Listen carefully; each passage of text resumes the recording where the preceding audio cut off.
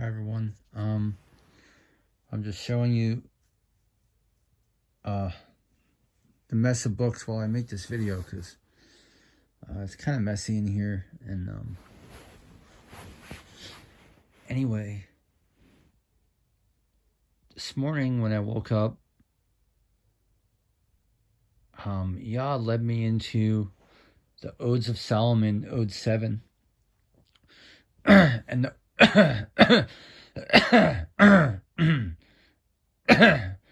and the Odes of Solomon, Ode 7, is an amazing ode about Messiah in the flesh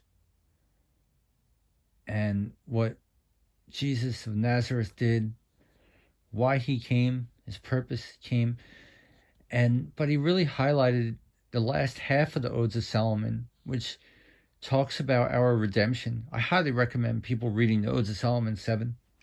It's not the first time I've shared it on my channel, but he really highlighted the last half of it about our redemption. And I was just flooded. He just flooded me with all this revelation. And the Ode of Solomon 7 talks about what it's going to be like when we're redeemed. We can confirm this in the second book of Baruch, which also tells us that jealousy will be drowned, hatred will be drowned, the world will be filled with the knowledge of Yahuwah,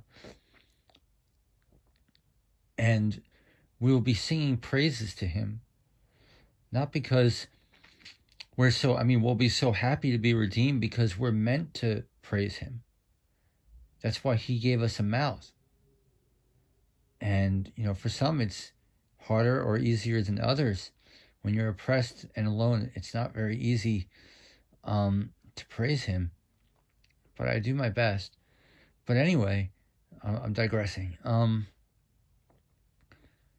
But reading the last half of the Odes of Solomon 7 about how we're meant to sing praises to him, and that's what's going to happen when we're redeemed, all of a sudden, like Psalm 150 starts to make sense. We have all these psalms in the book of Psalms, which is praise ye the Lord, praise ye the Lord, praise him with timbrels.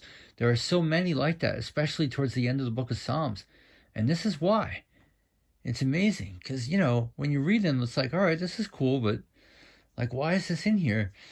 But that's why. It's prophecy. And we can understand that through that last half of the Ode to Solomon 7. And as I was taking this all in and pondering this, he just highlighted my book of the Gospel of Bartholomew, and he was telling me to read it. And, I began reading this, and I was not sure how legitimate it was, and I kind of just put it down. But he was really exclamating, read this, because the answers I'm looking for, some of the things I'm personally wrestling with, are in here. So I started reading it, and I could tell the knowledge I've been obtaining in my studies. The word says that he gives us wisdom in accordance to what we're not worthy of, but like what we're ready for. So when he advances us in accordance to our understanding. And the knowledge I've been getting in my studies, like just little things highlighting in my Bible, the like about the four winds of heaven that I'm seeing in the scriptures in our canon that are confirmed in the book of Enoch, and how the angels and all the spirits were created on the first day, how the book of Jubilees tells us that, and I see that confirmed in Dead Sea Scrolls, and blah, blah, blah. It's just personal discernment. I really can't, it's hard to share with anybody. So I'm reading the Gospel of Bartholomew, and I'm telling you, he just had me floored. Like, my jaw is dropped. And I'm like, whoa, this stuff is real. This is not, the revelations in here are so deep. I mean, on the surface, if you're not able to receive them, it seems like, well, this is not something I should be taking that seriously. But he showed me, no, it's not true. The revelations in there are so deep, and I'm just flabbergasted. And wow. And it talks about the story of the garden and how Satan came to be and how he deceived Eve and how all that came about. And I'm not just blindly believing this. I'm seeing this confirmed in what I read in the Wisdom of Solomon, how death came into the world as a result of jealousy, and there's so much deep revelation. How it says in our scriptures that Yeshua was hung on a tree because the cross and that tree represents the tree of knowledge of good and evil. Amazing, amazing, amazing. So cursed is the man that is hung on the tree. Cursed is the man that eats out of the tree of the tree of knowledge of good and evil. And this gives that revelation. It gives amazing revelation into. It just goes on and on. So I just wanted to share that I highly recommend people reading the Gospel of Bartholomew if you're able to receive the wisdom that's in there. Because if you're not on the surface, it kind of seems like, well, I don't know about this, but it's just amazing how Mary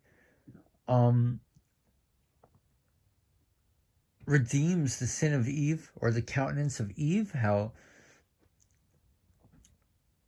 something happened to the sun and the moon before the fall or during the fall, and the moon in its pale countenance represents Eve's countenance, and the sun representing Adam's countenance from the west and the east. And I believe this stuff is true, and I think we can read about this stuff in the book of Adam and Eve.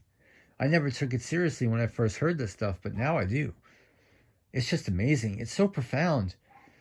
You know, our Bibles, I'm not knocking our Bibles, and we could spend our entire lifetime in our canon alone and not master it, but they're just the cliff notes to the wisdom that is available to us. And we're just living in that time where all that wisdom is just bubbling up for those who can receive it. I mean, I can't even contain the revelation I just received from reading a handful of chapters in this. And I kind of got overwhelmed, and he kind of stopped me, like, stop reading, because I'm just overwhelmed. I just got to take this in.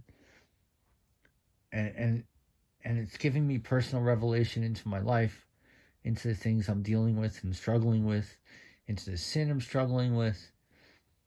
But he keeps leading me to our redemption, and I believe that's coming soon. And it's amazing. You know, I talk about on this channel a lot that this doctrine of our glorified light bodies and the wicked being clothed with death.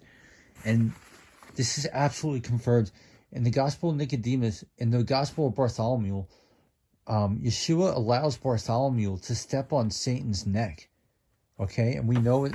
The neck is a Hebrew idiom for our physical substance, and this is all prophecy of what's coming soon. And it's just amazing. And Yeshua even warns Bartholomew, if you beheld Satan for who he truly is, you would fall on your face and you would end up a corpse. You wouldn't be able to handle it. And that's a prophecy of what's coming. It's just amazing. It's just, you know, on the surface, what sounds like, I don't know if I should be taking this seriously. This kind of sounds like just some made up fairy tale. It's deep, deep, deep revelation. It's truth. So he just showed me that, and I'm overwhelmed, and I'm just sharing that with everyone. So yeah, this is just my pile of books that I have just on hand. My other books are over there. But you know, I don't know. I got the Odes of Solomon and stuff. So I just wanted to share. Check out the Odes of Solomon, Ode 7, especially that last half. And through that, we could get that revelation of why we have all these psalms of praise ye the Lord. And it's just praise ye the Lord with the timbrel and dance. And that's all there is, like Psalm 150. And now I understand that's a prophecy. And it's coming soon. So rejoice and be strong. I pray this is a word of encouragement, edification, and inspiration.